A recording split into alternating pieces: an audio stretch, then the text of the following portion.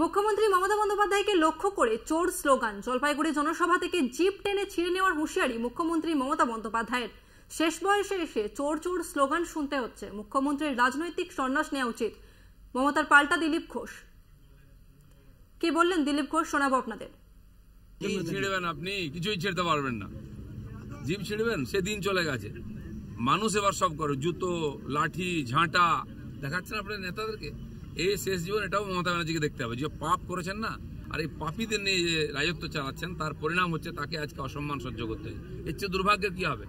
40 বছর একটা 45 বছর একজন রাজনীতি করার পরে চোর স্লোগান শুনতে হয় শেষ বয়সে। এর চেয়ে কি সন্ন্যাসী নেওয়া উচিত। আপনাদের আরো একবার জানিয়ে রাখি, মমতাকে লক্ষ্য করে চোর স্লোগান, জলপাইগুড়ি জনসভা থেকে জিপ টেনে ছিঁড়ে নেওয়ার হুঁশিয়ারি মুখ্যমন্ত্রী মমতা বন্দ্যোপাধ্যায়ের। শেষ বয়সে এসে চোর চোর স্লোগান শুনতে হচ্ছে, মুখ্যমন্ত্রীর রাজনৈতিক সন্ন্যাস নেওয়া উচিত, এমনটাই মন্তব্য করেছেন দিলীপ ঘোষ। আবারও বেলাগাম দিলীপ ঘোষ, মুখ্যমন্ত্রীকে নিশানা দিলীপ ঘোষের। মুখ্যমন্ত্রীর রাজনৈতিক সন্ন্যাস নেওয়া উচিত।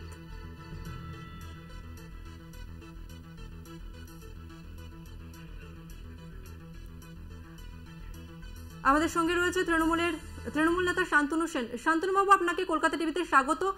ফের বেলাগাম দিলীপ ঘোষ, কি মন্তব্য করবেন?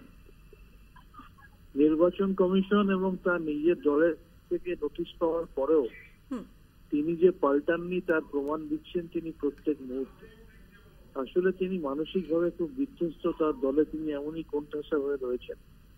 আর এই ধরনের কথা বলা, মহিলাদের আক্রমণ করা, এর আগেও 2021-এ মমতা বন্দ্যোপাধ্যায় পায়ে চোট পাওয়ার পর তিনি তাকে বারমুডা পড়তে বলেছিলেন।